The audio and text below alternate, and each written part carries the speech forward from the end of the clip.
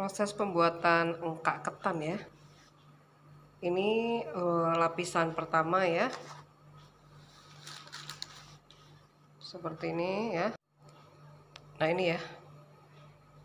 Adonan engkaknya ya. Kita oles dulu ya. Nih.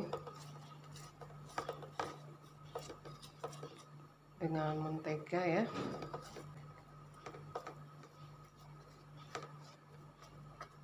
Sambil ditekan-tekan, lalu kita isikan ya adonan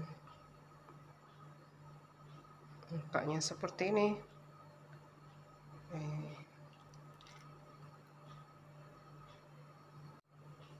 Siap dipanggang.